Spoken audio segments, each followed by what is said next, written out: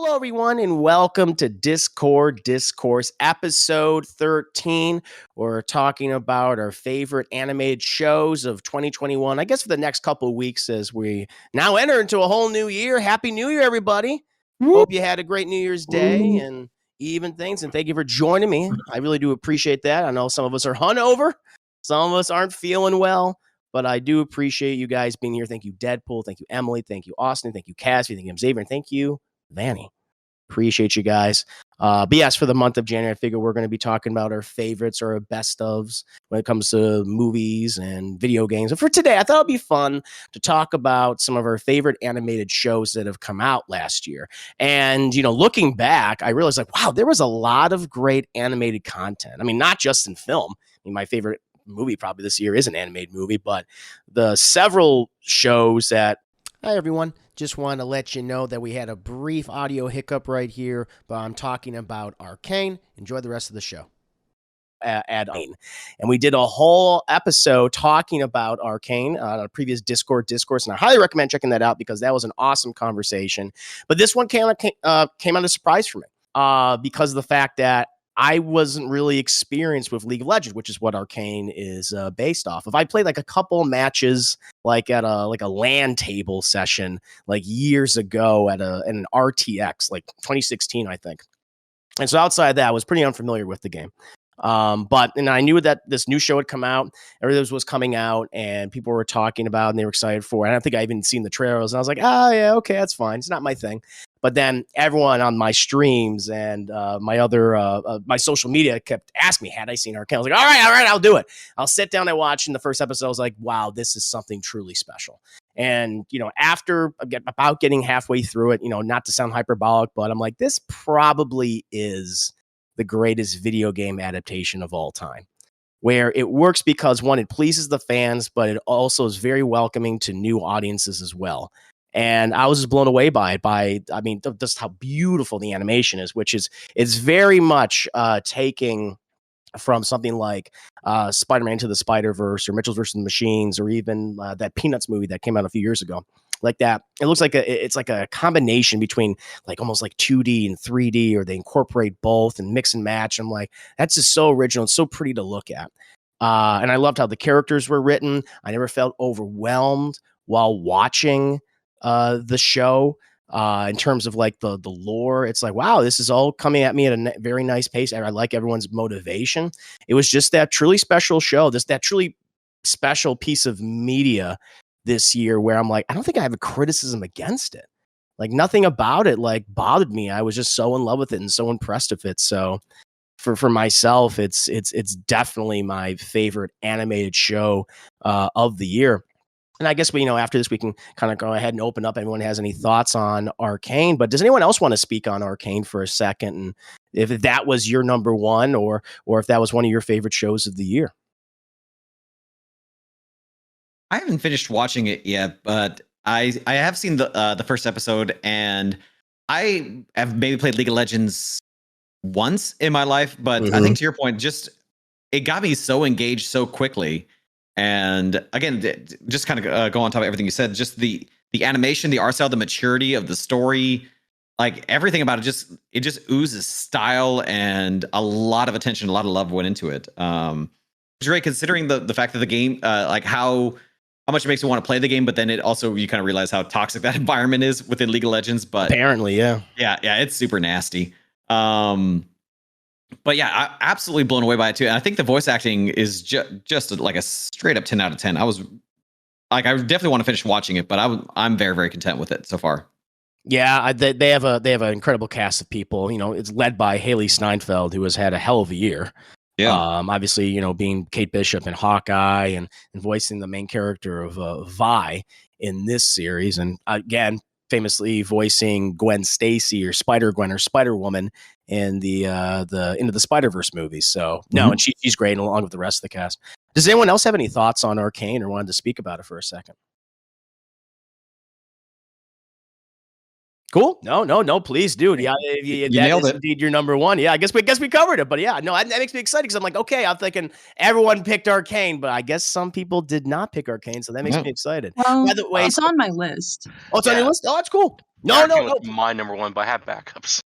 Cool. No. Yeah. Even if that is your number one, feel free to add to it once we get to you. I want to hear your thoughts as well. I did want to take a moment to also welcome Stefan, Duck and Henry. Good to see you, sir. Happy New Year's Day to you.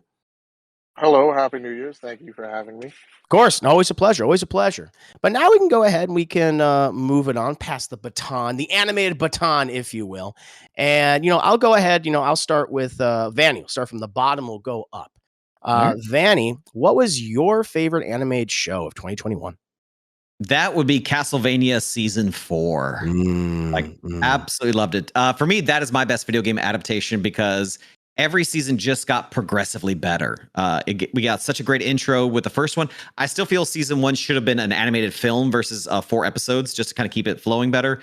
But season 2 just kind of like expanded on the lore and introduced new characters. Season 3 somehow topped that with even higher stakes. And then season 4 just stuck the landing so well, while still introducing some concepts that could lead off into the eventual spin-off sequel. I love the animation. I love the Belmonts, Cypher, Alucard getting a really well-deserved ending. Yeah. And just kind of a quick turnaround. I usually get nervous when I hear Malcolm McDowell's voice because he's such a hit. I think he's a solid actor, but he just chooses some very bizarre roles sometimes. Sometimes he is in these great films and TV shows, and other times he's in something that looks like should be like on a Skinamax film, like super inconsistent choices. And when I heard his voice initially, I was like, "Uh-oh, what's going?" Like it's usually like my spidey sense goes off, but he was fantastic, and his big reveal for his character was so much fun, and he played Death in such a fun way.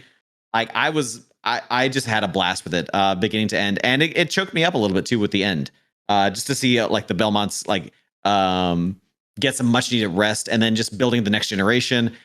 And I'm very curious to see what they do with the franchise now going forward. But yeah, it was like I was glued to my seat for the entire for a full day watching that series.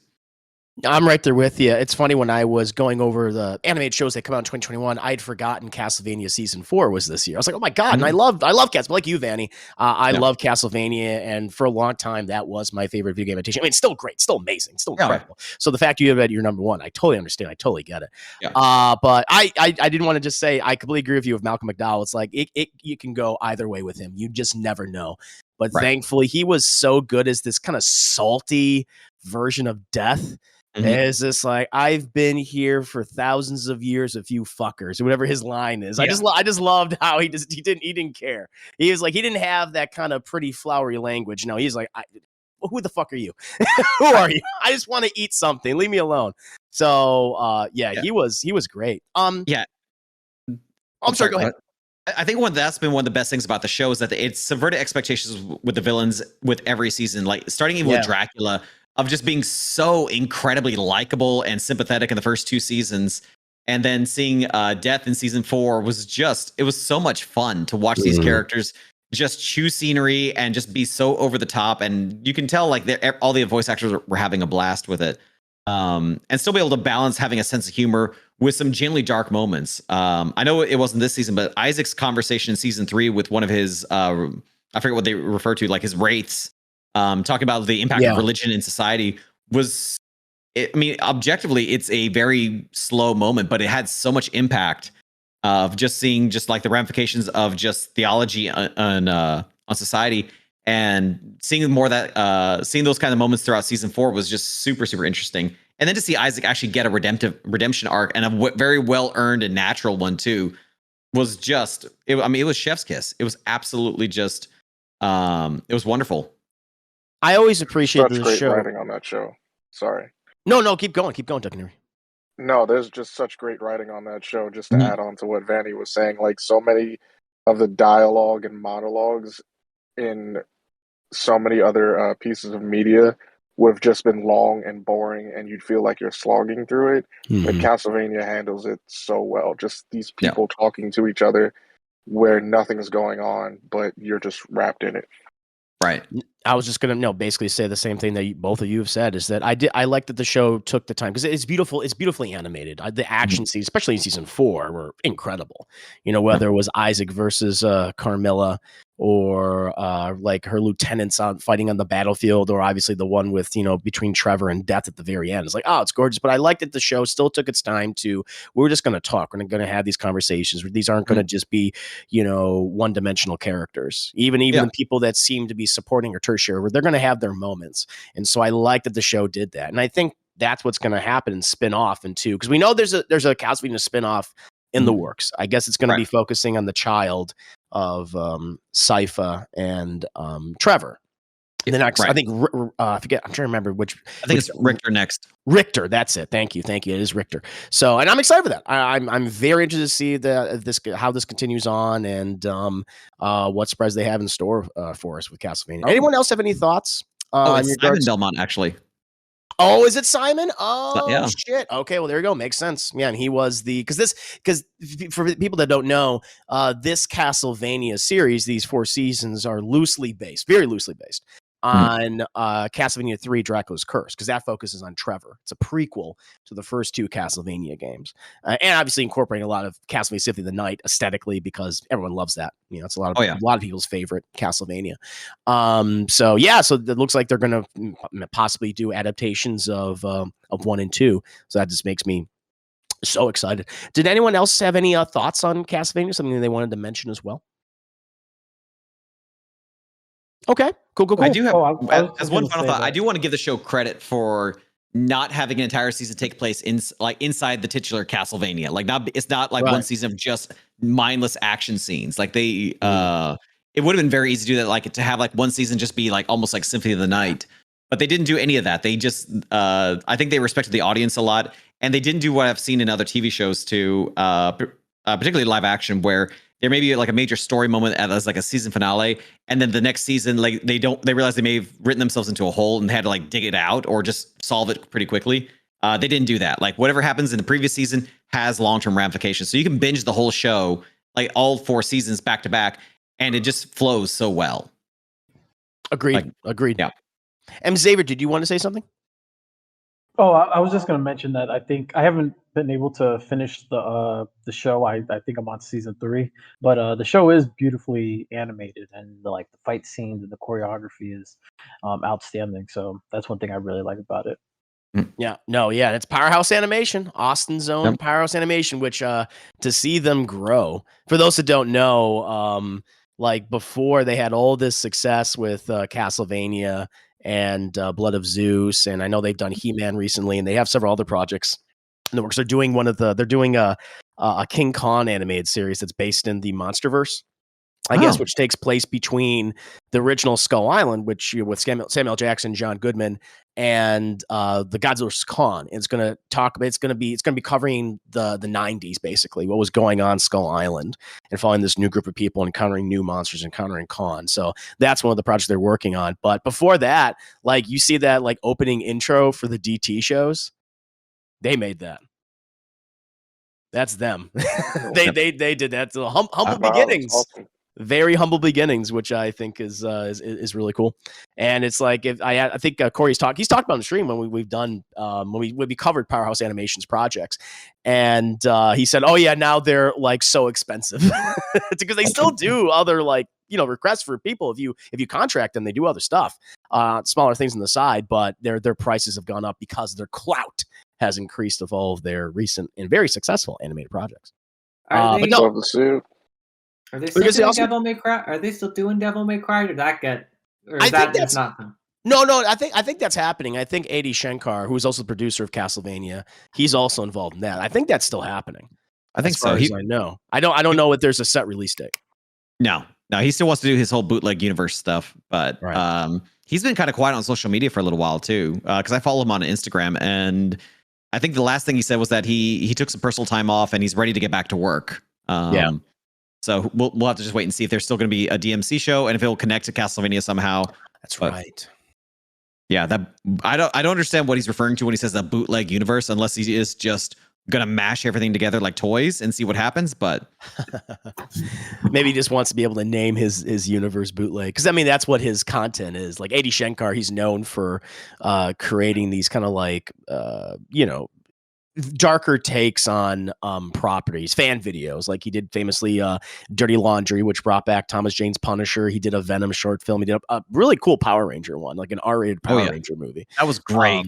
That was a great one. I think he's done like a James Bond thing, maybe, or a conceptual James Bond. He's worked on several things, and he's interesting voice. He's produced other big movies too. Movies I really love. I think are underrated, like Dread 2012, which was excellent, which I wish more people would check out. But I'm always interested to see, even if I don't like everything he's done. I'm not a big fan. Like the Venom, not even because I hate Venom. I just don't think it's like this is pretty cheap looking. But he has an interesting voice when it comes to this type of content. So it's always fun seeing what he has. But moving on, unless anyone else has anything else to say in regards to Castlevania, but it is a fantastic show. Yep, so many Easter eggs. So many Easter eggs. Yeah, and they do it in the right way, where it's not like, see this? It's like it might be in the background. It's just like a lot of aesthetic Easter eggs, or it's like a part of a person's ability set. Like I love how we see, Alucard when he does his dash, it's in the same way as from Symphony of the Night. And I was like, that's pretty cool. But they don't call attention to it. It's just like, of course, that's what he does. That was really neat. And his shield in season 4. That's right. Yeah, no, he definitely has the same clothing and the shield from that Symphony of the Night too. So the black and gold, which is just like the cover. Even if you never played the game, you look at the cover, it's like, oh, that's what that's referencing, which is pretty cool. But M. Xavier, what about yourself? Your favorite animated show that came out in 2021? So my choice, it's kind of tricky. So my choice started in 2020. It started in December. And that's fine. But it ended up finishing in 2021. And I think because of the journey that I went on with this show, that's why I'm like, I kind of want to choose this. So, but the show is Attack on Titan season 4, part 1.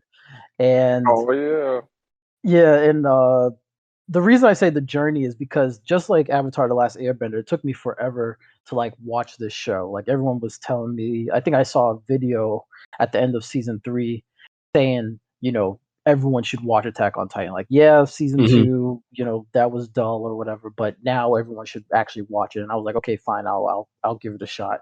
But I kept falling off. I would watch season 1, and then 2, I'd kind of get like off and on with it. And then season 3 was like the stopping point where I was like, okay, I can't watch this anymore.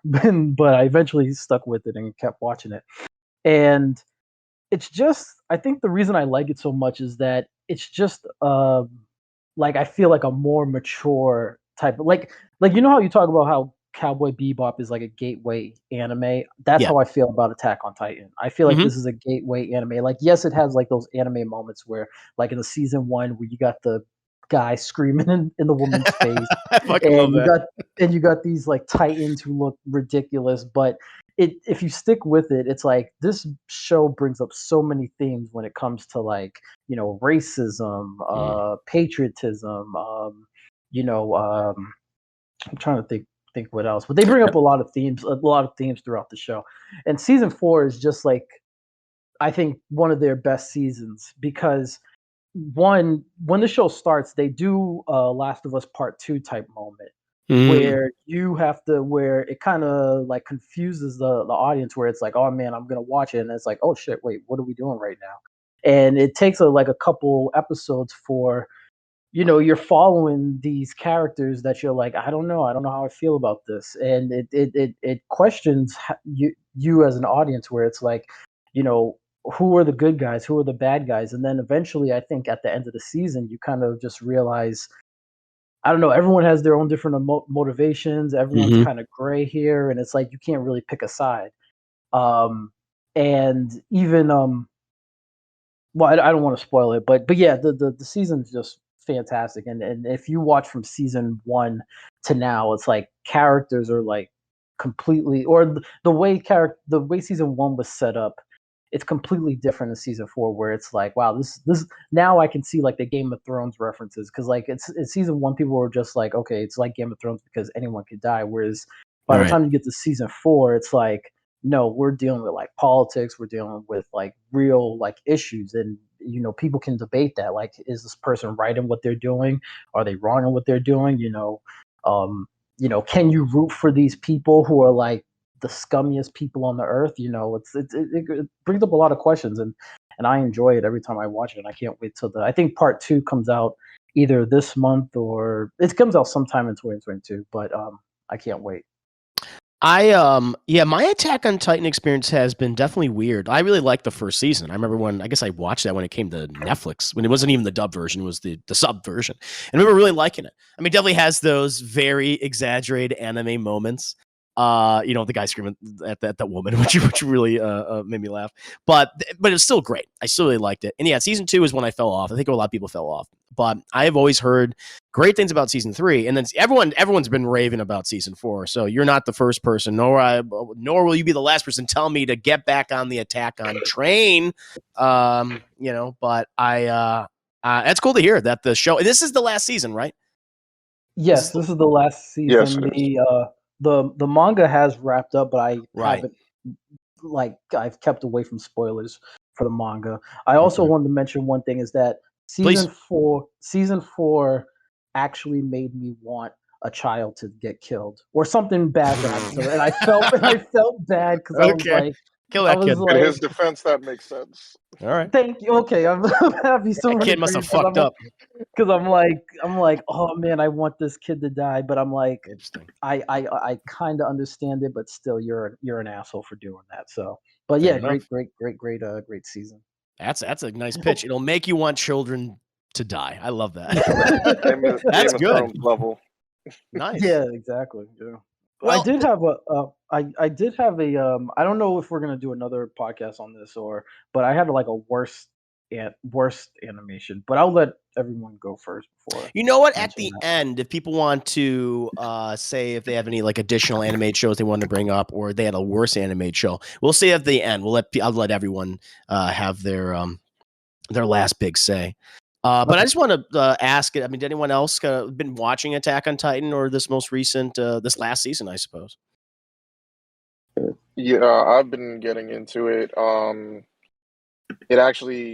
This season was so good that it made me rewatch the entire show. Wow. Okay. Because the world building, I'd have to say, is one of the best things about the show. You could say a lot of good things like the sound design or the animation and everything, but when it comes down to it, I think that a lot of fans are going to agree with this show that the world building is definitely the best aspect, because how everything just kind of like starts off so small and then it blossoms into this entire world that you see, and you see, different types of people, not just characters, but different races and stuff. It truly is like, you could tell that they set it up from the beginning. Right. And that's always something that I'll appreciate, because it's like you actually had a solid frame of work for this and you knew what you were doing right from the jump. That's good to hear. So like no time was wasted then on those previous seasons. That's nice. And they reward you. That's the best kind. Yeah, no, I've been hearing across the board that the last season of Attack on Titan is great, and then I should check it out. I just fell off. I got to still watch season 3. I think maybe I finished season 2. But I have to watch season 3, and then I'll get to 4, I guess, part 1, part 2 someday. I can tell you that it would satisfy all your bloodlust. Nice. Well, I will. It wasn't the bloodlust that bothered me with the show. It was just I felt like the series, at least in season 2, it felt like a lot of setup. Like it was almost spinning its wheels, after the first big reveal. That season 1 reveal with the female Titan and everything. I was like, oh, this is really cool. But no, to hear that it definitely respects that the 4th season respects the audience's time, rewards longtime viewers. Like that's great to hear. I'm happy. I will definitely one day, I don't know when, but one day I'll definitely go back and I will watch all of it. Probably have to rewatch in the beginning since I haven't seen it in so many years. But thank you both. Thank you, MZ and Duck and Henry, for sharing that. Kaz, about yourself, your favorite animated show for 2021. Well, the one I want to talk about most kind of surprises me out of all the other things on my list. Like, I feel feel like this year has been a great year for South Park, both with the two specials on Paramount Plus and also the vaccination special that they did back in the spring. I thought was really well written, especially like compared to 2020's COVID special or the pandemic special. That's what it was. It was really, but I found it kind of underwhelming to the ones like, I don't know. It just, the specials that came out this year just feel like there was more time and care put into it. And I'm guessing there was. Like, they haven't been making actual episodes, and I feel like it's been helping them focus more on this stuff. Like, the plot's more well put together. The satire, I feel, is more on point. Like, I could nitpick, but I don't feel like it, 'cause I'm having a fun time, and I love all these characters. And the two post-COVID specials are really just, I feel like it's sort of a love letter to the series. Like, there are times when it pokes fun at itself, but it just, there are so many Easter eggs throughout. It makes me want to watch it again. I had, you and several other people have asked me to definitely check out the post-COVID specials, which I've heard great things about. I have watched clips of them, and I'm like, this is some pretty funny stuff. Like, one of the things that made me really interested in checking it out was just Cartman, and how, like, the whole premise being, it's like, it's 40 years in the future, and so the boys are all in their late 40s or nearly 50 in some cases. And like, the most successful out of all, and this is not a spoiler, this is like pretty much the first part of the part one, I guess. This is the first part of the first post-COVID special, where Cartman's the most successful. Like, he's happy and everyone else is miserable, Stan and Kyle. And I'm like, that is really interesting, because Cartman, he is both intelligent but also very ignorant character, and he's despicable. He's hateful. And it's like, how can this guy be the happiest? And I'm like, that's interesting. That gets me wanting to watch it. And to hear you speak so positively about them, that makes me even more excited to check them out. And because I'm always been I'm South Park. It's like, sometimes I'm like, well, they've been around for 25 years now at this point, or nearly 25 years. And I was a OG South Park fan, used to watch them a lot, but then I kind of fell off after a while. Not because they. Not because of the subjects they covered. It's just that I felt like, in the originals, a lot of the original South Park content, they commented on things going on in pop culture or around the world or in government and things like that. But it was always kind of in the background, but it was still like, oh, I still get what you're saying. And it never interfered with the main story, where now I feel like what they're critiquing is always at the forefront, and then the storytelling kind of takes a step back. But they do occasionally get me, and to hear that they clearly took the time to work on both of these, and it's not as underwhelming as the COVID special from the previous year. That makes me just all the more excited to see it. Has anyone else seen the South Park post-COVID specials?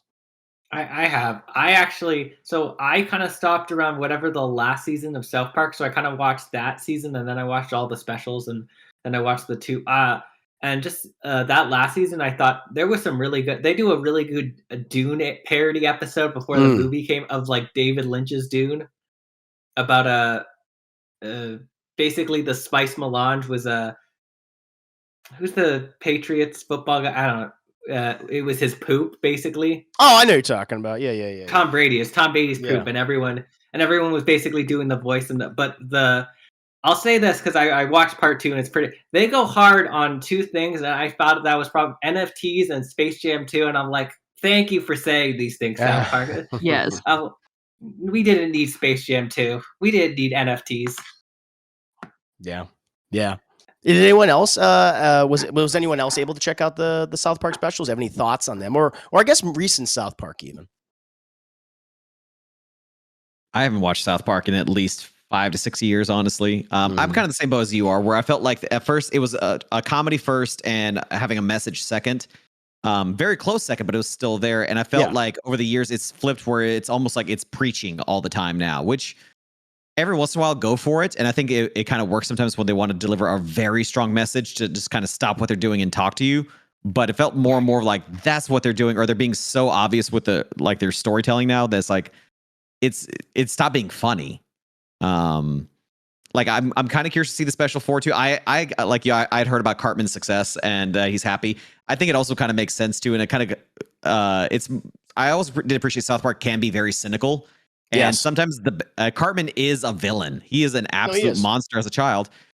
Sometimes the villains win. Sometimes a monster can be successful, have children, be married, and be absolutely happy. It just happens. So I can appreciate that that part at least can stay subtle.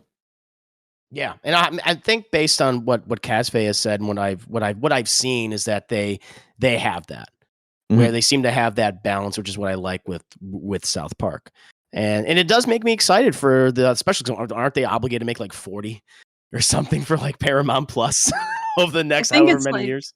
2 a year for the next 7 years or something like that. Wow, Jesus, okay. That's a lot. They also bought Casa Bonita. Oh, that's right, the real Casa Bonita. Yeah, well, they're like. Because I've heard about Trey Park and Matt Stone, like they're saying that we can they can sell the property for like billions of dollars at this point. Probably. Isn't that true? I think it was like tens of billions of dollars, and they can retire. I think they're also working on another game because they're not used. They don't want to go with. I think they're just making like a 3D South Park game, but it's not going to be with Ubisoft. Oh, well, I know that they said that. They famously said like making a video game is hard, and I guess that last one like really broke them. So yeah, I'm excited though. I'm like it does like I've only seen clips of these animated specials. I want to check the rest. I want to see them in their full length.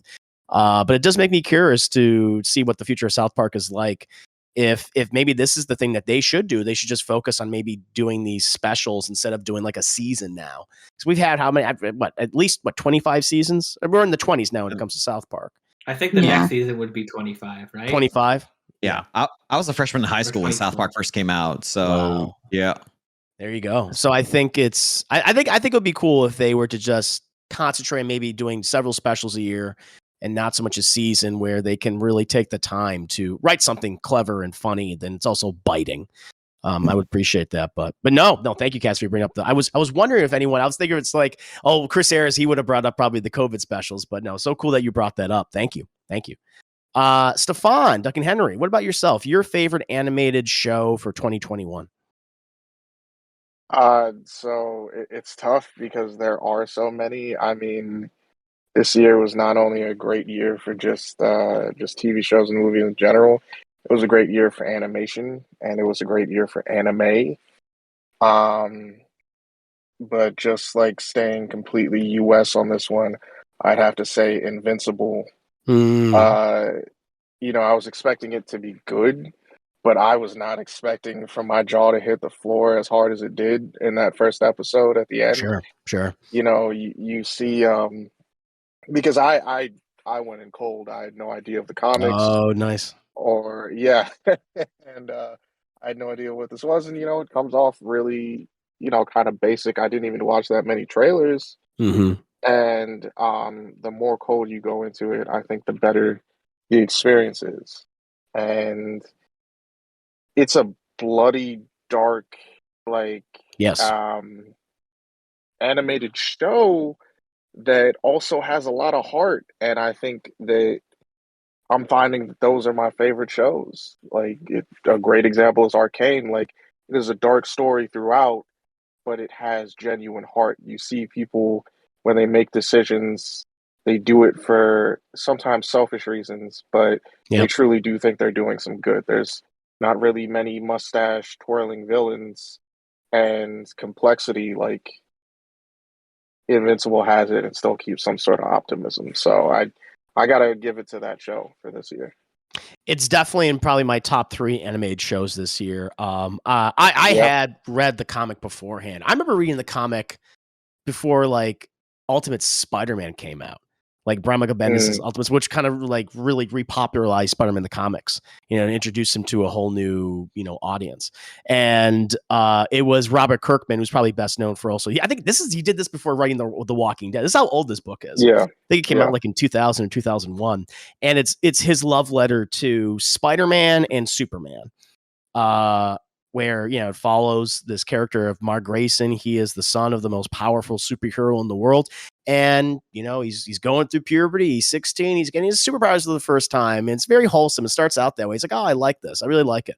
It's both like a kind of tongue-in-cheek parody of both DC and Marvel comics. And I was like, oh, I see what you're doing, Robert. But then there's that twist, which happens very early on. Yeah. And we see it in the first episode, and it's like, oh, if you thought this show was going to be like, oh, this wholesome, you know, story about someone growing up with superpowers, no.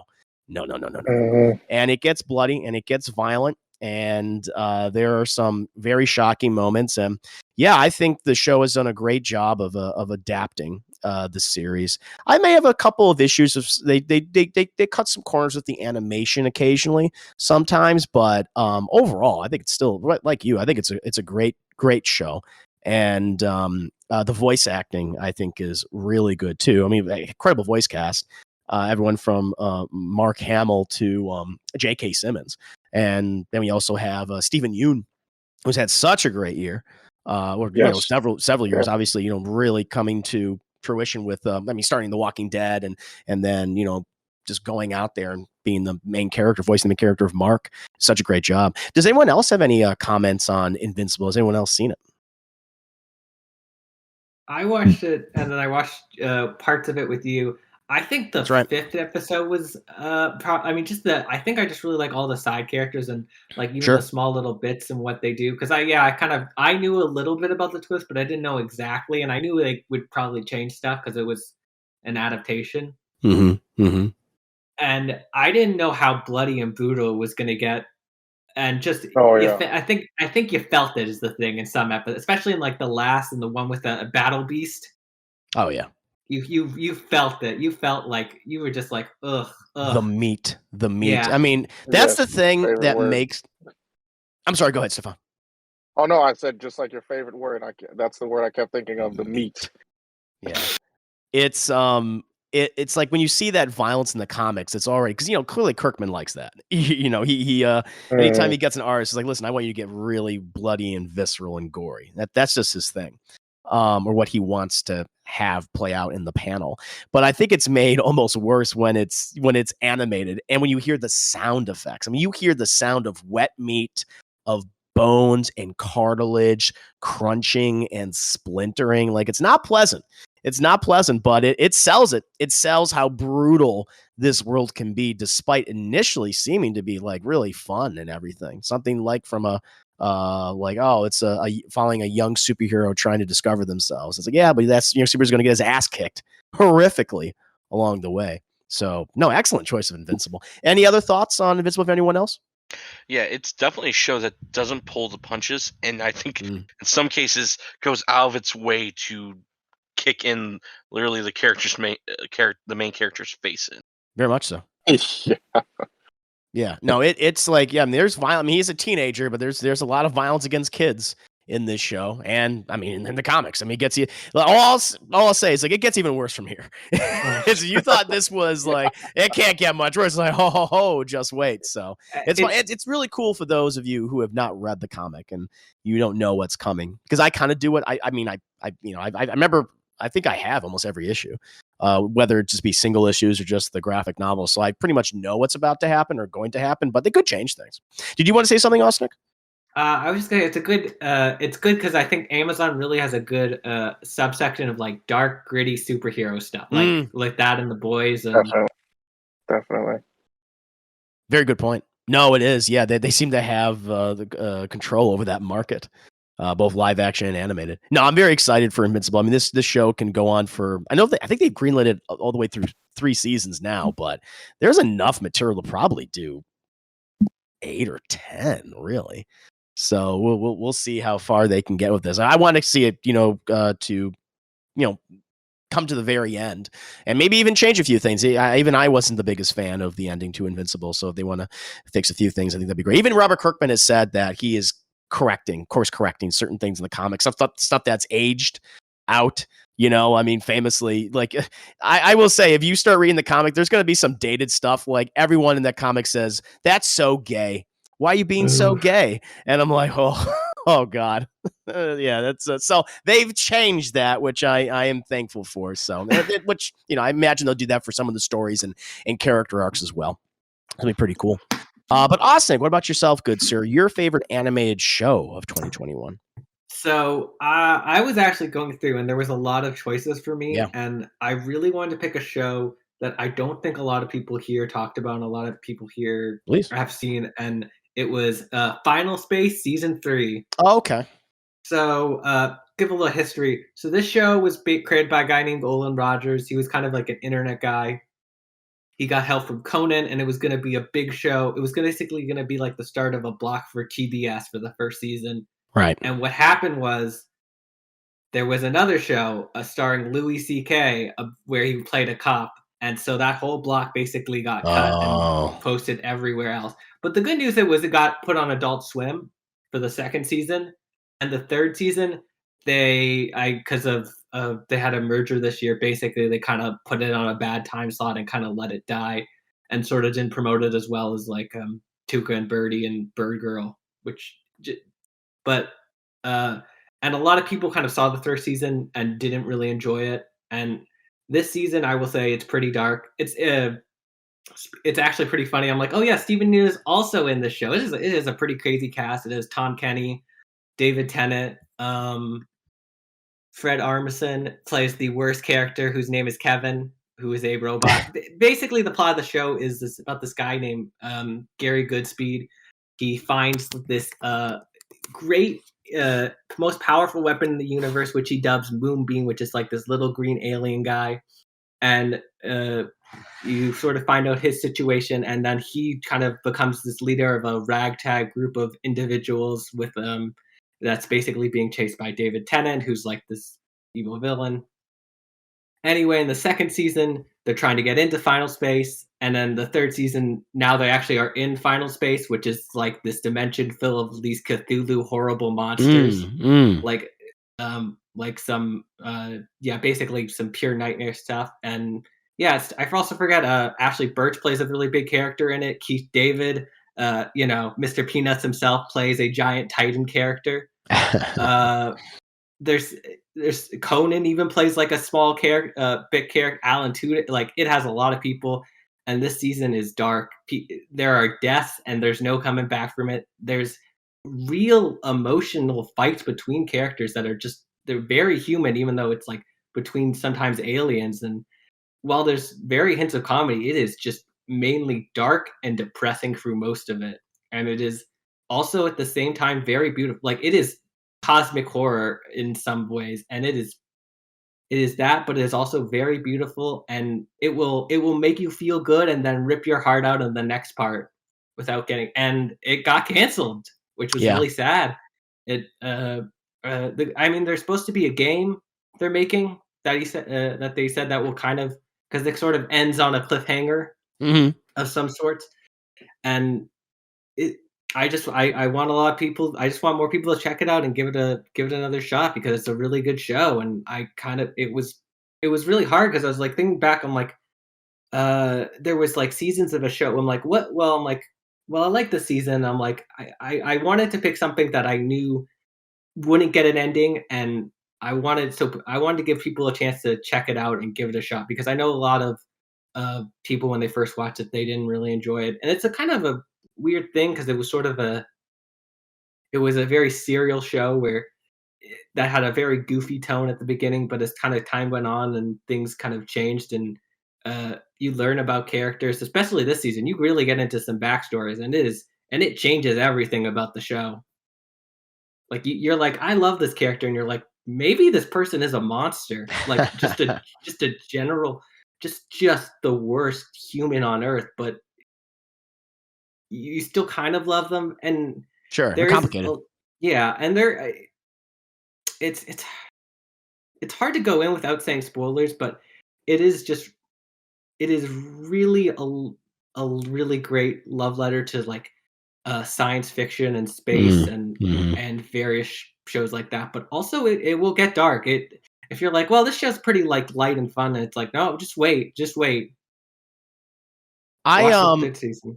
No, go ahead. Sorry, Chris. No, I was just gonna know, just on top of what you're saying, I'd watched, I think when it originally was on, I think it was on YouTube or something. I think they had like maybe the first Yeah, episode they had for to put free. the It was the pilot. pilot. Was the pilot. I had watched that, and then I had I guess I'd watched it possibly on Adult Swim, or is it on HBO Max? Yeah, I think Might it's have all been now on Max. HBO Max. Maybe which is good. that's how I originally watched some episodes. I remember liking it. I was just during that time when there so much on. And you're right, where it at least that first season was pretty goofy. And I watched it sporadically. I watched it out of order. And then when I was watching stuff in season 2, I think when I had it play in the background, I remember it's like, all right, this is really dark now.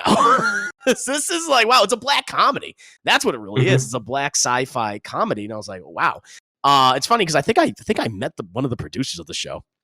This is a tangent, but when we did the LA show, not the most recent one, but the one before that one, we ate at one of Corey's friends' houses, and I guess the wife of his friend was a producer on the show. I guess for at least at that point up to the second season. So I was like, oh, that was kind of cool. But yeah, it sucks because I had always heard people like really promoting this and saying like it's not gonna be for everyone. It does get pretty dark. There are some really just nasty personalities on it when there's more revealed about them. And I was like, oh yeah, so I could see how that could turn people off. But I think that there's always space for a show like that. And I was sad to hear that it did get canceled, even though I had not been watching it consistently. But did anyone else watch Final Space? Was any exposure to it? I've heard of this show, but I've never seen it. So if I could just ask a question, Austinic, Sure. would you say that the like the way it appeals to you versus how dark it is, like it's similar to a Rick and Morty type of like vibe and how they do I that? was Like, gonna say it was kind of like what Vanny was saying about Castlevania, where it felt like, okay, the first 2 seasons were goofy with like dark elements that now they've sort of earned being dark because of what has happened in the show. okay, okay. If that makes sense. Like it wasn't like I won't say it's not mean spirited like Rick and Morty. It's like a lot more optimistic and a lot more hopeful. And Okay. but I think that's why it's a little more dark because sometimes that just gets crushed. Gotcha. It's like they set all these characters up that you get to know them as people, and then it's like, okay, now we're gonna kill them, or something horrible is gonna happen to them, or someone's gonna betray them. It's like that. Yeah.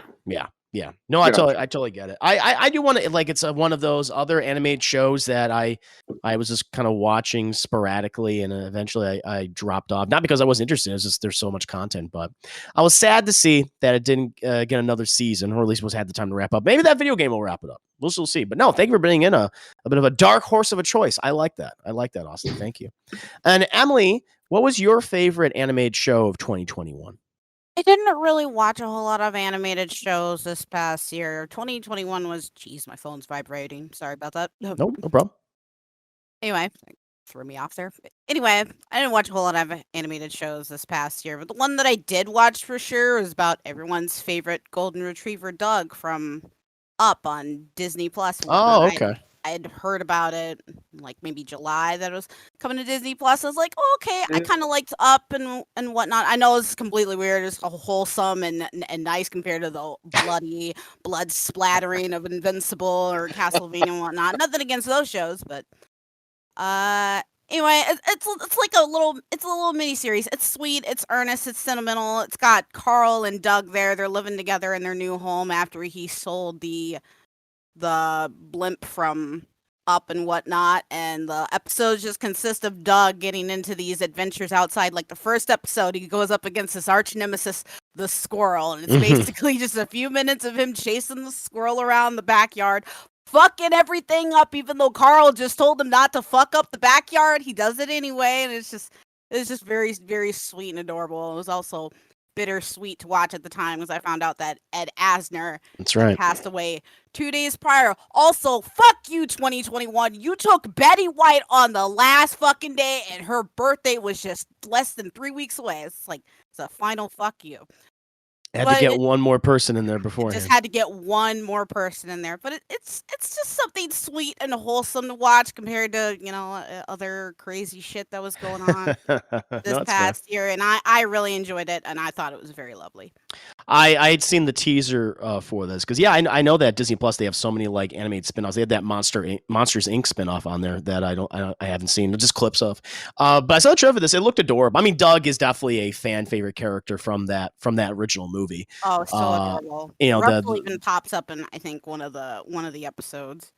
Nice. I know that he has puppies now, or at least he's babysitting puppies, or possibly they are his puppies. So I mean, it looks like a super cute, wholesome show, and perfect for animal lovers and for kids and pretty much everyone. So no, it's one of those I did want to check out. Like they have, I'm just so used to like the big Disney Plus shows, like the next Star Wars or the next Marvel. A little more quieter, and that wasn't so.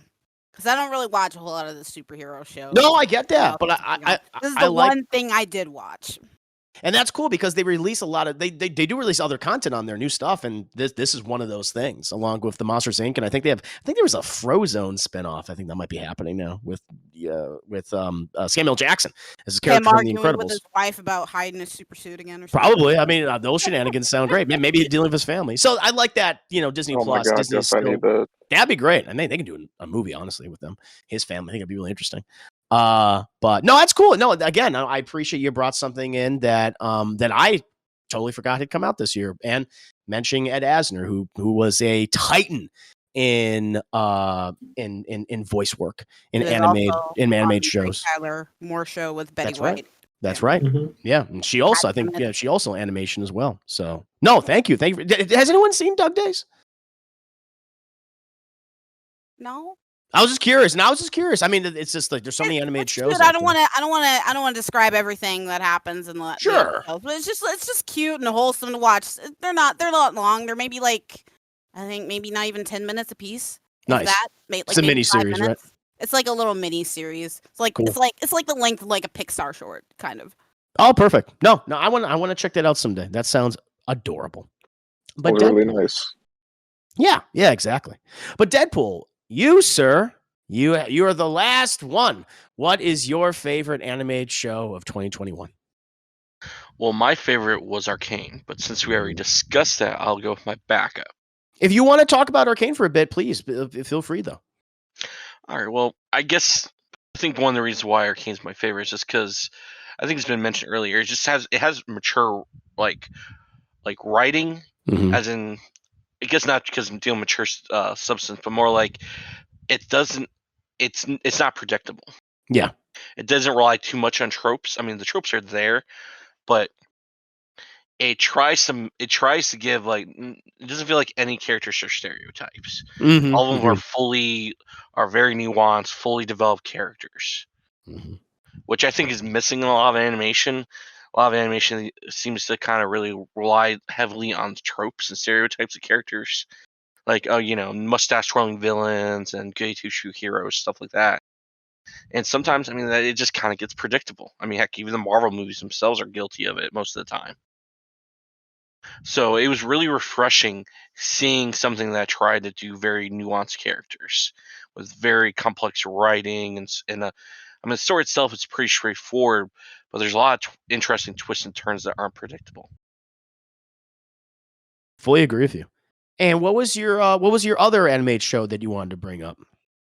Other than Arcane, you said you had a backup. And then I'll let everyone else had any other anime shows you want to bring up, we'll go ahead and dive into those. But you can go ahead and get into that detail right now, Deadpool. My other one, my backup, is Star Wars The Bad Batch, also known as Omega and her 4 dads. 4 space dads, yeah. That's my backup, too. Good one. And it's just, like, I never really cared much for Clone Wars for the most part, like the anime show. Like, I really liked the 2D animated Clone Wars series. I was really into that.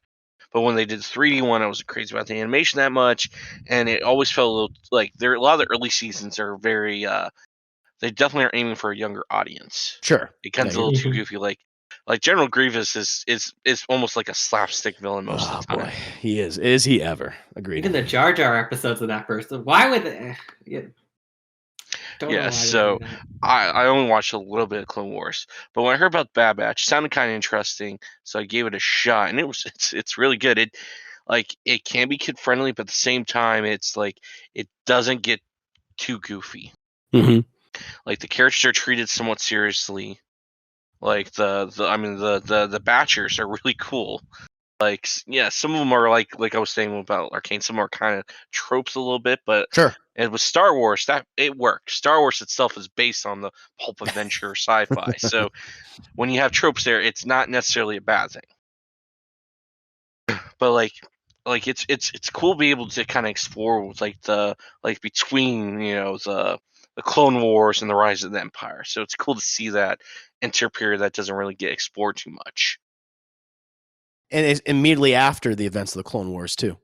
Like Yeah. it's like it's happening right when Revenge of the Sith is like the first episode is like right when Revenge of the Sith is happening, like the tail end stuff, and then like it's the days, it's the weeks, maybe the early months afterwards.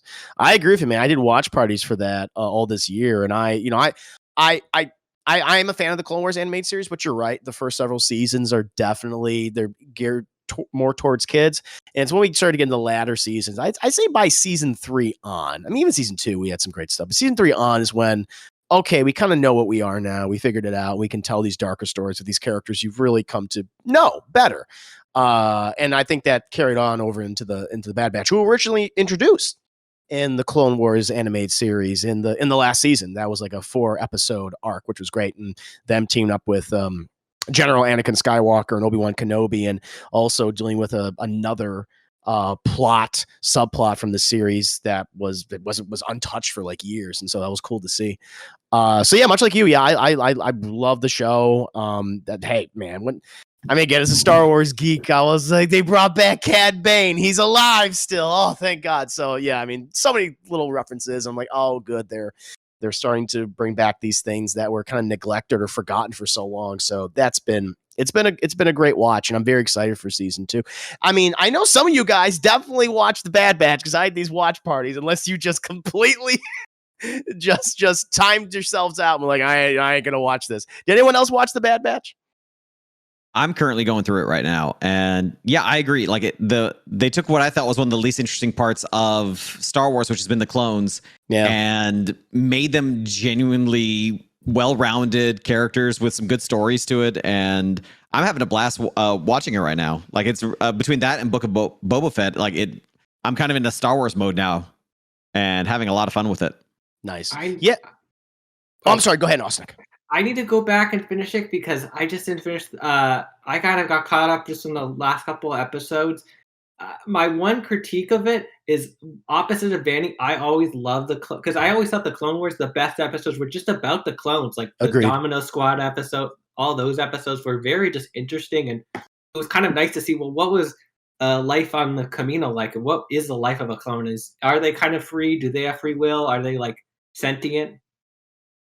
And my one just issue with the show is I don't like Rebels. I don't like how they're setting things. That was the one last episode I saw. I'm like, this just feels like they're trying to set up Rebels here, and I get why they're doing it, but I'm just like, I don't really care about that show as much. Yeah, I see. I like Rebels, but yeah, I understand that because they obviously they're connecting all of these two together. It's not like that's I think Rebels is bad. That's a great thing that Star Wars does. It's a bad thing that Star Wars does. It's not as it's bad. I found as a show called Rebels, they win a lot too much for being called Rebels. I mean, Grand Admiral Thrawn messes them up, though. He messes them up. That's the last season, though. Well, in the third season, too, he just... Well, I don't want to get no Rebels debate. It's a good show. There's good moments in it. Yes, I just felt like it tried to too much. It tried to be a little too much of a Disney show at points, and it felt like sometimes they had to be a little bit more kiddie than like Clone Wars could go. No, and there's some cute moments. There's some like, all right, this is for kids, and this is like, all right, here's a little cute. Here's a baby Rancor that everyone's riding around. His name is Moochie or whatever. It's like, oh yeah, there's some cute. I agree with you in that regard, totally. But I did really like it, and I mean that last several episodes, like when we get I never saw this before, and Star Wars like an underwater, where they're stuck underwater in a city that's slowly sinking. I was like, this is really cool. Like, all that was just so imaginative to me. And you're dealing with someone you don't know if you can trust at the same time. Yeah, and where the threat is just, I mean, the threat could be anything. It can be the environment, or it could be this individual, and or the flora and fauna that exists under Camino. There was this lot of cool, clever things I think they did throughout the season. Now, without its flaws, it does have a couple of flaws, but yeah, I'm a big Bad Batch fan. Did anyone else have anything to want to say about Bad Batch other than it could be negative or positive? That feel free to criticize. Nothing wrong with that. I won't lie, at this point, I'm a little Star Wars out. Mm-hmm. Just because Star Wars, I feel to me, has always been uh, had so much potential. You know, you set up this entire galaxy, Sure. and you set up all these worlds and these races and these forms of government, and you know, you have your basic battle between good and evil, but it's only really in the shows where they explore the worlds and do the world building that have interested me, like The Mandalorian, some of the Clone Wars, which Star Wars has always had the issue where it's pandering to kids a little bit too much, where I think you see that in the Clone Wars and in many of the movies. There's just so much to watch. I mean, I will check out the Bad Batch at some point, but I'd really need it to sell me high because my bar is raised with all these great shows out. Sure. No, there's just so much content and animated content, so I understand. Xavier, did you have something you wanted to say? I was gonna say that I don't have I'm not too familiar with the Bad Batch. I watched I watched it when you had the watch parties, and even though I didn't know what was going on, I still really enjoyed it. I enjoyed even the animation. Like I saw clips of Clone Wars, or like I've watched an episode of Clone Wars, but seeing it now or seeing the Bad Batch, I'm like, wow, it's like day and night between like what was happening at that point. Oh, definitely. And but you know, I think because of your excitement and you know you and the chat and everyone has been talking about it, it has made me want to go back and watch the Clone Wars and just every like things that are associated with that like prequel era besides the movies, like the TV shows, comics, whatever. Nice. No, and you know, it's with the Clone Wars, it's interesting because it's weird. I mean, it has its flaws, especially in the earlier seasons. But I think as it continues on, I think season 3 on, it's like, all right, 3, 4, 5, 6, and 7. Those seasons are pretty good. They really expand the world of Star Wars, and they even set things up. It's like, oh, that makes sense how that is in the original trilogy. It's like, oh, I get that. All right, nice. I see where all the seeds are planted. So that's very rewarding as a Star Wars fan. But I feel like, you know, they also the best thing that I think that show does is that it makes you understand the relationship between Obi-Wan and Anakin, which George Lucas never got that right in the movies. It was like, well, he was my brother and a good friend. It's like, well, no, he wasn't. We never saw that in this show. They show that. I'm like, oh, thank God. Now it makes sense. You have context. It sucks that a show has to build upon a movie that failed to showcase that, but you know, it does provide answers and also sets up some really cool things and expands upon the lore and the world of Star Wars, which I appreciate it. But but overall, so you want to say something, Danny? Oh no, I just agree with that too. Like I'm as much as I genuinely do hate Rise of Skywalker, like I'm kind of curious to see if they will try to do something similar like what they did with the prequels, because between Clone Wars, Rebels, and now the Bad Batch, the prequels are more or less redeemed to me. Like I can now go back and watch those first prequel trilogy films and be like, they're not great, but I'm excited now to want to now watch the additional content to round out the stories quite a bit more. Like I'm currently reading right now The High Republic, but once I'm done with that, I want to read the Count Dooku novel to see his fall from grace. And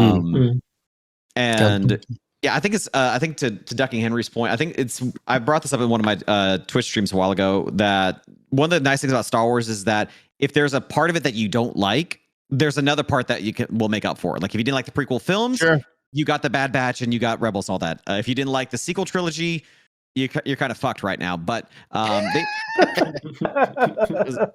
Rise of Sky, like I only have 3 films. Like if I was to use a DT scale, that would get a fuck you, and Rise of Skywalker is absolutely one of them. But I hate that film with an insane passion. But yeah, I think it does give merit to things, and it does add so much. And I think the one things with the clones in general has been, I always was kind of curious how they would give them any sort of real personality. And I think having like off-brand, or having like a batch of clones that are unique in every respect does fix that problem. Yeah. But to give them such all unique personalities too, and even where I think a couple of them, like I think like Echo and Tech kind of bleed a bit together. But they still have their moments too, which I really appreciate. And the fact that giving more of Omega's backstory, like a tie-in that makes sense, I think it's super interesting. Well, Yeah. to Vanny's point, the fate of Echo was up in the air for years because It was. they were going to do a final season, and that final season. Well, what happened was Echo. There's a in the last season of Clone Wars. There's like this big Manchurian Candidate thing. Echo kind of seemingly dies off screen, and then Fives is basically what happens to him is sort of just a tragedy. And then in Bad Batch, we get to find out what happened to Echo, and so it's nice that we have a show with him, and he's a character who was basically in the start, like he was in the first season of Clone Wars, and you can follow along his story, which is just very tragic. Yeah, I mean, he gets messed up. I mean, he literally is used as a science experiment by the Separatists. I mean, he's different. He's like a cyborg now. So yeah, and that was very much a, like, we got to do this for the fans. We got to bring this character back because this mystery has been, we didn't know for years what happened to him. We had no idea because of the cancellation. So yeah, I'm right there with you, Austin. If anything, this conversation, it just makes me realize, okay, we got to do Star Wars conversations in the future. That's inevitably about the movies and the prequels and the other ancillary materials. So I would love that. We'll have that Rebels debate, Chris. I'll watch all the show. I'll do it. I really enjoy Rebels. I enjoy it too. Brought my boy back. Brought Grand Moff Thrawn back, and I was like, yes. Yes. Clone Wars did almost had a Revan though. So it almost had Revan, and originally Filoni wanted to bring in Thrawn. He wanted to bring in Thrawn and I'm getting to the weeds here and the Chiss ascendancy. I got to move on. I got to stop Star Wars talk. But I did want to take the time to let everyone get another chance to say, was there another animated show? And this is open to anyone, or if there's any additional thoughts, what we talked about too. But did anyone else have any other animated shows that they wanted to bring up? Like I forgot this year was also the second season of Harley Quinn, which I really enjoyed. We had Star Wars Visions, which I thought was really cool. We had Marvel's What If, we had Blood Zeus, actually that was last year. But we had a lot of other content. Was there anything else that anyone wanted to bring up or just talk about? I had one. Oh, sorry. We'll go with Cass-Faye. We'll go with Cass-Faye first. Well, I don't know if this is one we'll here have watched, but I'm a pretty big fan of Big Mouth, even though that show's not for everyone. And they released season, was it? Yeah, I think it was 2021. It was super recent. And although I saw some complaints on the internet that maybe it wasn't as good as the others, or maybe it kind of quote unquote sucked this year, I thought it was really great. I mean, maybe some of the other seasons were better, but that's just because the show has set such a high standard for itself and it gets really great reviews every time. So it's going to reach a point where some people are just going to nitpick and be like, well, I thought season 2 was better, etc. But like, I don't know, season 5, they introduced a lot of new characters. They're setting up for this spin-off that I think a lot of are nervous about. But as far as I'm concerned, apart from a few little nitpicks, it's still one of my favorite seasons, one of my favorite shows that I've watched this year. And I'm excited. I'm cautiously optimistic, if you will. And I think as long as they don't focus too much on the spin-off characters moving forward and spend more time like they used to, I still think the show is solid. I still think it's going strong. Nice. Did anyone else want to bring up another show? I had this new season of Masters of the Universe. Please do so. Yeah.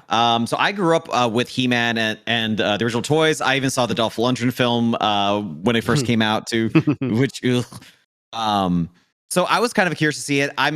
My thoughts on Kevin Smith have waned over the years, where he's just gotten super weird, and the quality of his work I think has dipped tremendously. But I can at least see what he was doing with this one, and I can appreciate the overall tone of the film. Like, I know there was a lot of backlash because the first part of the show was a He-Man film without He-Man, and I never had a problem with it. I actually really like the fact they were giving the ancillary characters more time to breathe, and to give them their own like more character arcs.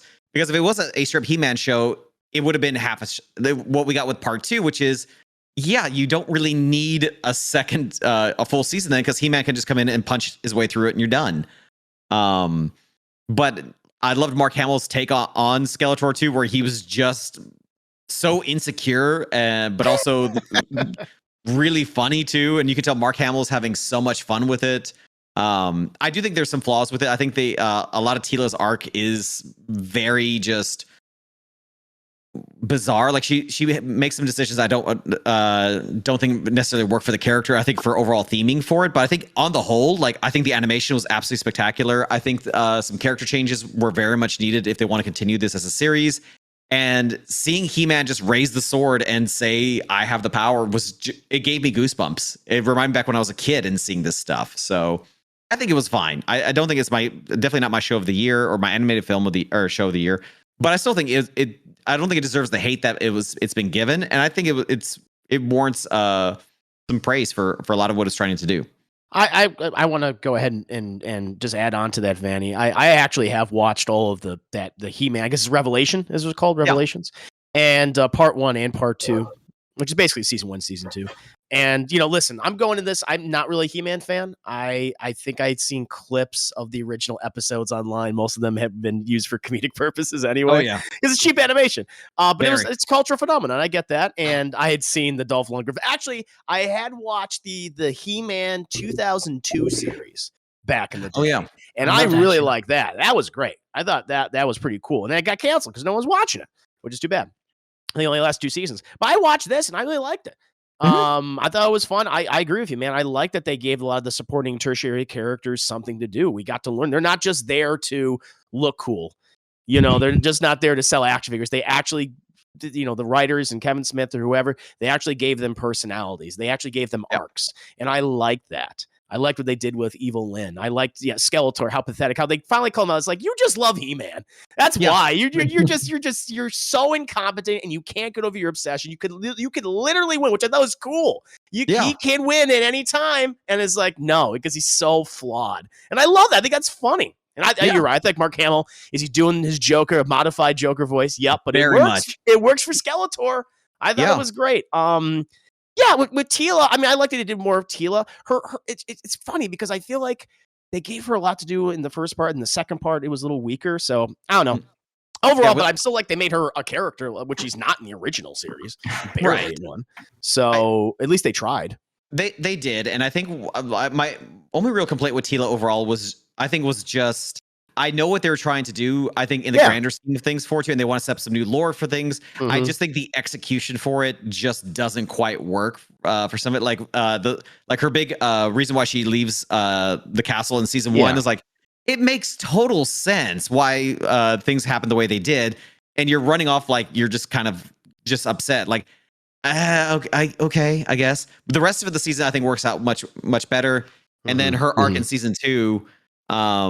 Again, I like the end result of what they did. I just think it, again, her choices, it seems much more selfish, I think, than versus like more self-sacrificing, like what Adam has done as being He-Man and what the rest of it of the folks were doing.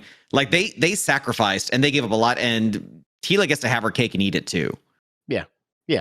I listen. It worked more than it didn't for me. Yeah, and I think that show became a victim of that certain demographic on those YouTube and social media that they perceive something and then they'll double down on and triple down and they'll try to destroy it. And I watched, I'm like, you guys are lying. This is not what you keep saying. It's this thing. It's like, get over yourselves. And that's too bad because the show didn't deserve that vitriol. And again, I'm not speaking as a He-Man aficionado, but I don't think I have to be to enjoy the show. I liked it. Yeah. I liked it. And it didn't deserve all that hate.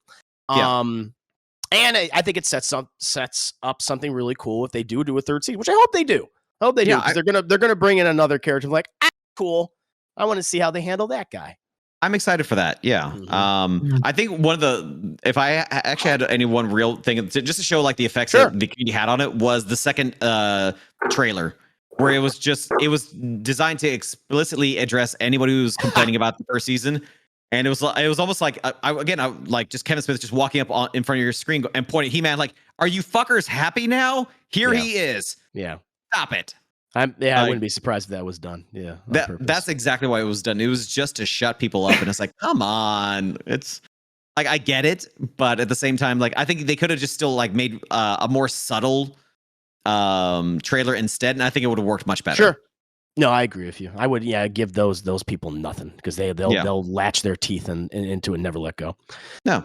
Percy-Mans, I saw you just came in here. Welcome. Happy New Year to you. Did you want to take a moment and talk about what your favorite animated show of the year was, of 2021 was? Sorry, I was running late. I forgot you were doing this. But no, it's no problem.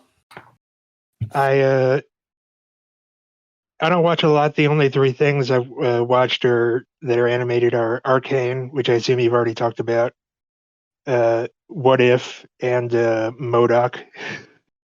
You know what? We haven't really mentioned. We have talked about Arcane, but if you want to take like a moment to talk about either MODOK or Marvel's What If, I mean, please feel free to. This is kind of like wrapping up in general. If anyone else had any other animated shows they wanted to bring up for a minute, but please feel free. Or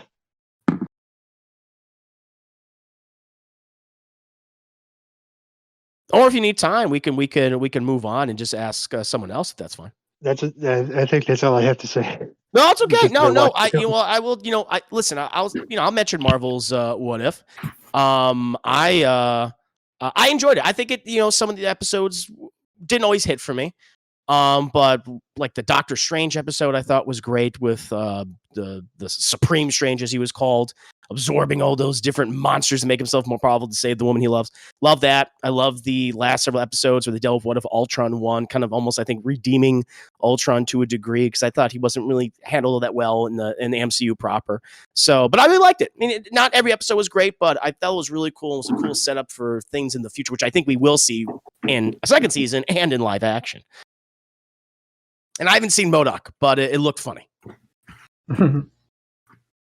But did anyone have anything else to want to bring up in regards to those shows, or was there something else that someone wanted to mention? I wanted to bring up something with He-Man. Please. I watched the first part of Masters Universe, but I also watched the CGI one they did. And I really liked that one. It was sort of like the 2012 Ninja Turtles reboot, where they make some really interesting changes to the lore that I really like. So it stars a PS4 Spider-Man. Yuri Lowenthal? Yep. As He-Man, and in this version, he isn't the prince. He's raised by Cringer in the jungle. Interesting. And they kind of change his whole origin, and they do. And Skeletor is played by Ben Diskin, who's like a very known voice actor, and he does it's actually his uncle in this version. I don't know. Okay. I think that is like isn't Skeletor the uncle of He-Man? He's family though, right? I'm pretty sure he's family. But anyway, yeah. And they do some pretty interesting, where instead of He-Man transforming, all of the other characters also kind of transform and become like masters of the universe. And they also even do that for the villains. Like Beastman's transformation is actually he's like this like really tiny guy who rips open who turns to stone, rips open his chest, and turns into Beastman.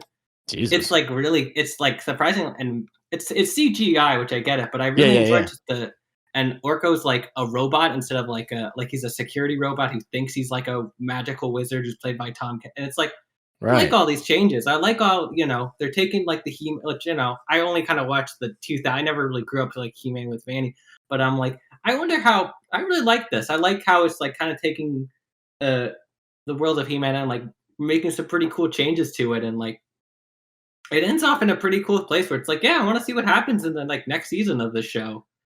It's a little bit more of like where it isn't like She-Ra, where that's like such a big change from the original. So it's like there's enough change. It's kind of like the 2002 one where it's like, they change enough stuff around. They change like a lot more around, but it's still pretty an interesting show. And I'm like, I had fun. I'm like, I watched it like in a day, and I'm like, I just generally enjoyed it.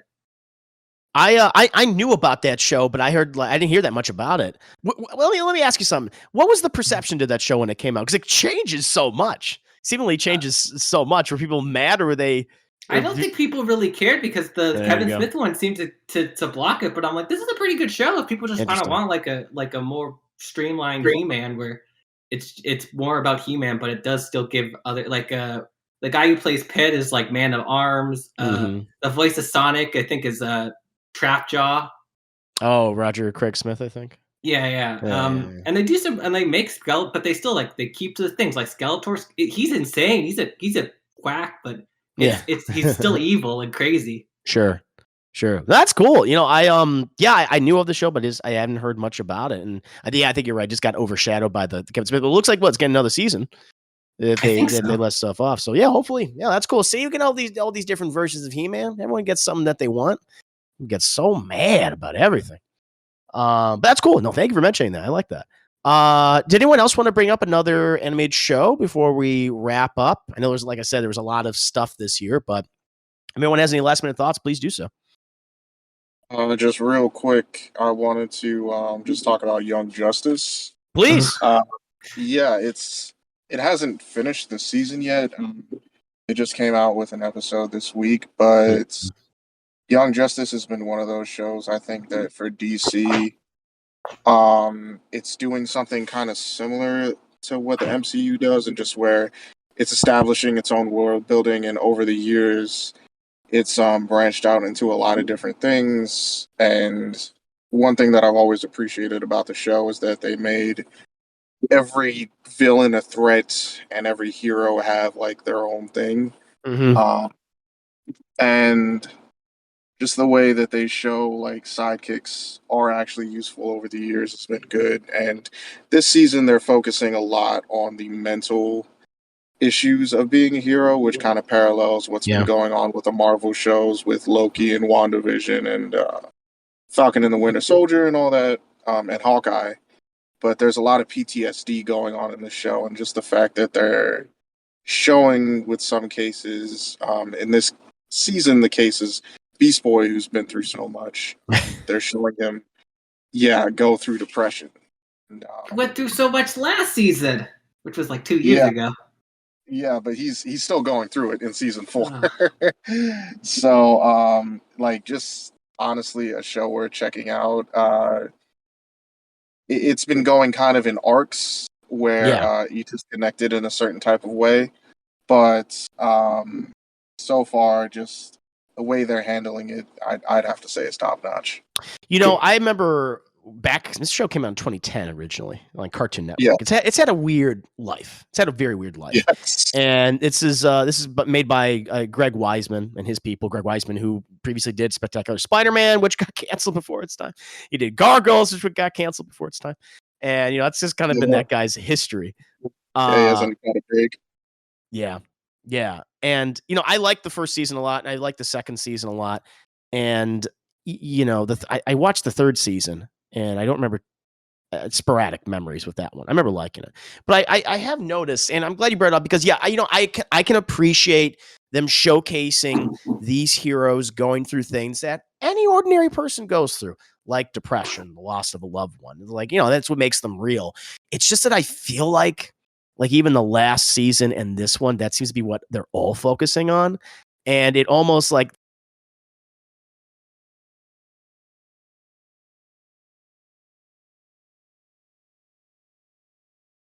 there's something health, but with Superboy and Miss Martian. And I'm like, all right, there's only, and that ends, and that arc with them. I'm like, I can only take so much after a while. I'm like, Jesus Christ, can no one be happy? Can no one be happy? And it was kind of one of those things. It's like, it's not saying that it's not well handled or it wasn't, it's that doesn't, not like it never happens. It's just like, I don't know if I can take just much more of this because of how sad things get. I had to put it down after that point. I'm like, I'm going to wait for the rest of the show to come out, because I'm like, that was too much. Yeah, I don't even want to say what it is, because I want everyone to experience it, because I think it's a good show. I think it's well animated show. I think it's well voice acted. I like Greg Weisman's work. I think he's gotten fucked over a lot throughout his career. And so I always feel free to support him and, definitely give him props and the people that work with him. But it's one of those shows that I'm just kind of like, we were talking about earlier, I forgot who meant, I think it was Emily, that we were talking about like everything's bloody and depressing and dark. And it's like, yeah, a lot of that is. And I think Young Justice is one of those things. For whatever reason for me, I don't know. Yeah. Maybe because it started off being something, it's turning into something, and it hurts seeing these characters hurt. But those who like it, like yourself, Stefan, I totally understand. I get it. Stefan, I actually have where you're coming from on that, because it does get dark, and you did grow to love these characters. You got to know them, and then you see them going through. You don't only see characters get killed; you see them going through heartache, and it truly does feel like, oh shit, it's too real. Yeah, it is. It is right there with you. Austin, did you have something you want to say? I actually had a question for Dr. Kendry. Have you watched all of the what is current. You said you watched all of it, right? Yes. Kind of on the last season where it ended off with the have they brought up the Markov stuff again of the So, season? yeah, so that's been brought up, though it hasn't been the focus. But the way it kind of the way it affects characters is brought up again, so it does focus more into that darkness as well. But and they haven't delved like super specifically into it. They keep teasing us about one character, well, two characters, and have they done anything with them? With their Batman related characters, I'll say Batman family. Really, have they got them in yet? Yeah. Oh, they have. Okay. Yeah, it's been focused on a little bit, but no, it hasn't been fleshed out yet. They work really into kind of the origin of two characters, and how they get into Barbara Gordon and how she became Oracle. Oh, so, okay, that's that's interesting. I've heard I've heard that they've changed that up. They do, That origin. and I personally like the change. Yeah.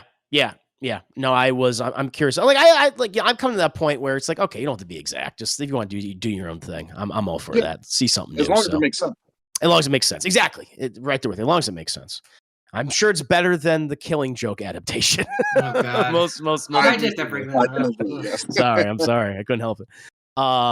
But yeah, does anyone else have another animated show they wanted to bring up before we wrap up here? This is great. I love that we covered a lot of ground, a lot of variety today. It was awesome. I just wanted to bring up I'll try to be fast, but I wanted to bring up two things, two animes. Please. One that I really liked, another one that I really liked that came out this year was Jobless Reincarnation. I think it's on Hulu. If you wanted to check it out, basically the reason I wanted to bring it up is because this anime changed my opinion on the isekai genre, which is basically where the protagonists, they die horrifically and they get transported to like a fantasy world. And usually in this world, they're like god tier. But what makes this one different is that the protagonist is, there's no other way to put it, is a loser. We find out that instead of going to a funeral for a loved one, he stays at home and just like watches porn, so like he has nothing going on in his life and he dies. And when you're introduced to him, he's still like that loser character, but he grows throughout the series, and eventually he is going to become like that god tier character, like in most isekais, but it's gradual. And also there was this moment that I really liked where where for the first time he realized like, oh shit, like this is a second chance. Like I'm getting a second chance, and I don't want to fuck this up, which is something you don't see, that I haven't seen in other isekais. And so that's why I'm like, this is like this. Like I can't say that I don't like isekais anymore. I can say like, okay, there's at least one that I can really like get like I can root for and I can watch and feel like this is the one that I like. But the other thing that I want to bring up is one of my like worst animes of this year, or maybe one of my most disappointing, and that has to be the Promise Neverland season 2. That's I keep hearing. I keep hearing that. I had to bring it up. It's oh man, I love the Promise Neverland season 1. Absolutely love it. First episode is great. Love the character of Mom. She, as villain wise, I think she's on that tier of like Frieza, where I'm like, she's one of my favorites. Where she's one of my favorites. Yeah. And season 2 just drops the ball in every way. I just have no interest in any of the characters who I should care about. Characters return, and it's like, oh, how did you come back? Let's just have a whole episode of this character just talking about what they did, rather than just showing what they did, which would have been so much more cooler than what they did. And then the last episode, they pretty much just said fuck it, because they just show like a slideshow of all these things that the characters went through that we could have seen. It's like, oh, you want to see that? Too bad, you're not going to see it. And they have drawings of the characters, of the main characters, and they don't even take the time to fill in the faces of the like extras in the background or on the side. It's just like faceless, like pedestrians. It was yeah, it was Yep. horrible. So I don't even so it's kind of like the Matrix or whatever else, like where it's like we had the Matrix. Don't forget about the don't watch the sequels. We have season 1 of the Promise Neverland. Gotcha. Do not watch or read the manga. Do that instead. Don't watch season 2. I heard the manga wasn't good. Sorry. No, it's fine. No. If you have anything else you want to say, Austin, please. Actually, well, I actually read the manga of I actually do read the manga of the jobless reincarnation. That show really does throws you for a loop at a certain point about like, well, this just happened. But I enjoy it. It is pretty fun. And very emotional. It is very emotional, and like, and it shows that characters aren't perfect. Like there's like you. I won't spoil it, but there's like one character who you're like, oh, like this guy is kind of cool, but then you realize like he's an asshole too. Characters feel like real in this world. They don't feel like they're just like superheroes or anything that. Yeah, I mean, I need to watch it, but there is the main character does pull some master roast where it's like, yeah, I'm doing this, but it's funny, I'm doing something dirty, but it's it's comical, but I'm like, man, don't do that. Yeah, no, that did happen in one of the episodes, and it was very controversial, and none of I don't know about everybody, but I know for myself, I wasn't like feeling it. I was like, oh, this is a little awkward, especially in this time, like especially like, that came out in like what the 80s or 90s. The 80s. So, yeah, so late 80s. Yeah, I agree with you. Yeah, the whole concept of a 40 or 30-year-old man who's like way too into anime and porn and stuff, like trapped in the body of a baby. Like they definitely like he does get attracted to little girls. So just like that is something that you have to put out there if you give your recommendation, because you're right. The writing I think is pretty good and the character development definitely great, but I tried to get my younger sister into it. She's 19, and she looks at me and she was like, "Why the fuck is this baby perving on? Is this 40-year-old man perving on this little girl?" And I was like, "Nope, that's a great point." Okay. Yeah, no, I agree. He's definitely like I was saying, he's not like the best character. I think he does go through growth. That's what's odd is because like when that moment happens, it happens after the part where he's like, oh, I need to change my life. Like I need to take, I can't take this second life for granted. And then he does something as shitty as that. So yeah, that part was, not cool. I'll say this: it gets better. It gets better as he gets older and mature, like actual people, It shows growth. But growth. That's good. No, I know. I like this. I like this conversation. This is good, especially when I'm like, I don't know anything about these things. So here you guys go back and forth. That's awesome. That's why I love doing this. I'm so lost. But that's cool. I like that. I don't mind it having it go off because someone does. No, apologize. No apologize. No, I like that. I like that. I think that's fun. If anything, it just makes me realize that we got to have episodes about anime as well.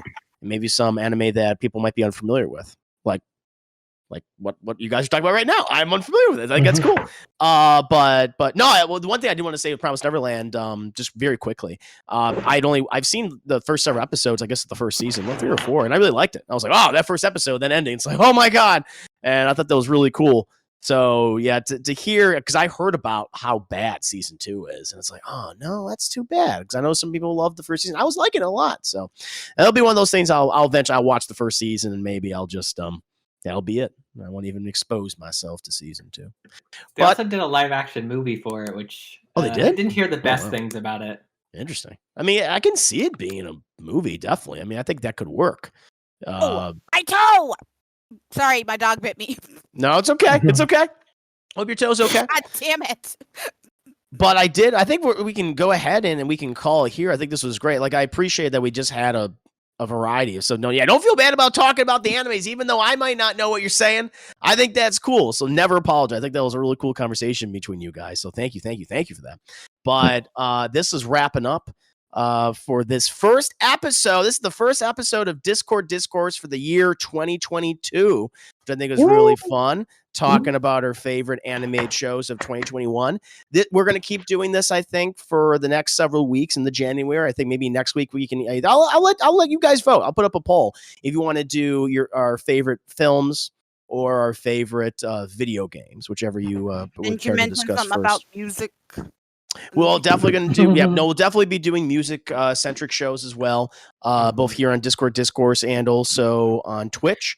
One of those things I will be doing is definitely a kind of like a bi-weekly music show where I'll be talking about an album. I'll be able to play short samples on Twitch and have some nice discussions. And you guys will be able to recommend stuff for me.